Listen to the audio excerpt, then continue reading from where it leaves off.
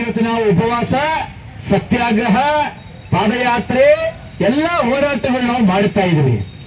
ಇದೊಂದು ಶಾಂತಿಯಾಗಿರ್ತಕ್ಕಂಥ ಹೋರಾಟ.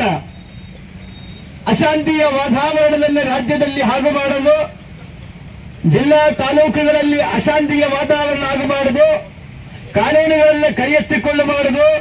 ಆದರೆ ಆ ಕ್ಷಮೆ ತಾಳ್ಮೆಯನ್ನು ಕಳೆದುಕೊಂಡಂದ್ರೆ ಸರ್ಕಾರಕ್ಕೆ ಎಚ್ಚರಿಕೆ ಇವಾಗ ನಾವು ಕೊಡ್ತಾ ಇದ್ದೀವಿ. ಸತ್ಯಾಗ್ರಹ ಮೂಲಕ ರಾಜ್ಯ ಸರ್ಕಾರಕ್ಕೆ ನಾವು ಹೇಳತಕ್ಕಂಥದ್ದು, ಕೂಡಲೇ ಈಡಿಗ ಸಮುದಾಯದ ಒಂದಷ್ಟು ಬೇಡಿಕೆಗಳನ್ನ ಕೂಡಲೇ ಈಡೇರಿಸಲಿಲ್ಲ ಅಂದ್ರೆ ಮುಂಚೆ ಸಮಾಜ ನಾವು ಬೀದಿಯಲ್ಲಿ ಇಳಿದಿದ್ದೀವಿ. ಇದು ರೋಡಲ್ಲಿ ಇಲ್ಲ, ರೋಡಿನ ಸೈಡಲ್ಲಿ ಇದೆ ನಾವೀಗ. ಮತ್ತು ನಾವು ರೋಡಿನ ಮಧ್ಯಕ್ಕೆ ಇಳಿಯಬೇಕಾದ ಪರಿಸ್ಥಿತಿ. 8 ಬೇಡಿಕೆಯನ್ನು 16 ಬೇಡಿಕೆಯನ್ನು ಕೇಳುತ್ತಾ ಇದ್ದೀವಿ.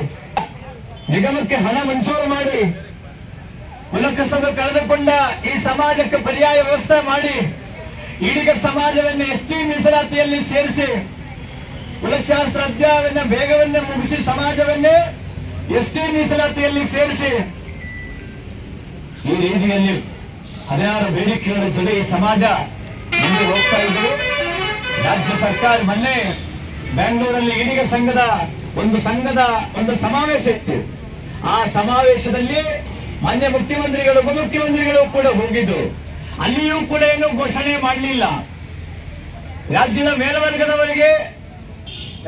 ಮೇಲ್ವರ್ಗದವರಿಗಾಗಲಿ ಬೇರೆ ಬೇರೆ ಸಮುದಾಯಗಳಿಗೆ ಹಣ ಕೊಡುವುದಕ್ಕೆ ಸರ್ಕಾರಕ್ಕೆ ಏನೂ ಸಮಸ್ಯೆ ಇಲ್ಲ. ಆದರೆ ಈಡಿಗ ಸಮುದಾಯ, ನಾರಾಯಣ ಗುರುಗಳ ಜನಾಂಗಕ್ಕೆ ಹಣೆಯನ್ನು ನೀಡುವುದಕ್ಕೆ ಸರ್ಕಾರ ಹೇಳ್ತಾರೆ ಹಣ ಇಲ್ಲ ಅಂತ.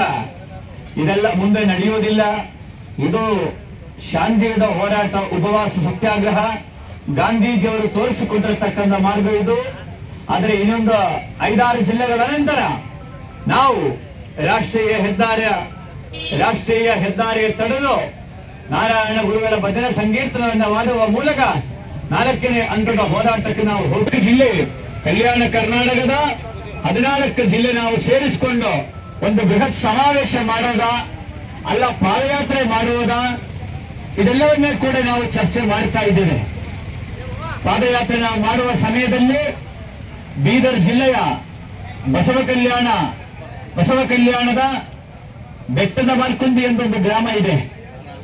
ಅಲ್ಲಿ ಯಾಕೆಂದ್ರೆ 12ನೇ ಶತಮಾನದಲ್ಲಿ ಅನುಭವ ಮಂಟಪದಲ್ಲಿ ಹೆಂಡದ ಮಾರಯ್ಯ ಅಂತ ಹೇಳಿಕೊಂಡು ನಮ್ಮ ಸಮುದಾಯದ ಒಬ್ಬ ಶರಣರಿದ್ದು, ಆ ಶರಣರು ತಪಸ್ಸು ಮಾಡಿರ್ತಕ್ಕಂಥ ಜಾಗ ಬೀದರ್ ಜಿಲ್ಲೆಯ ಬಸವ ಕಲ್ಯಾಣ ತಾಲೂಕಿನ ಬೆಟ್ಟದ ಮಾಲ್ಕುಂದಿ ಎಂಬ ಗ್ರಾಮದಿಂದ ಪ್ರಾರಂಭಿಸಿ 48 ದಿನ ಕಾಲದ ಪಾದಯಾತ್ರೆ ಅದು ಬೆಂಗಳೂರು ವಿಧಾನಸಭೆಗೆ ತಲುಪಿ ವಿಧಾನಸಭೆ ಕೂಡ ಮುತ್ತಿಗೆ ಹಾಕಬೇಕು ಅಂತಕ್ಕಂಥದ್ದು ಒಂದು ಹೋರಾಟವನ್ನೇ ಕೂಡ ನಾವು ಹಮ್ಮಿಕೊಳ್ಳಬೇಕಾಗುತ್ತೆ ಬಂಧುಗಳೇ. ಯಾಕೆಂದ್ರೆ ಸರ್ಕಾರನ ಕಣ್ಣನ್ನೇ ನಾವು ತೋರಬೇಕಾಗುತ್ತೆ.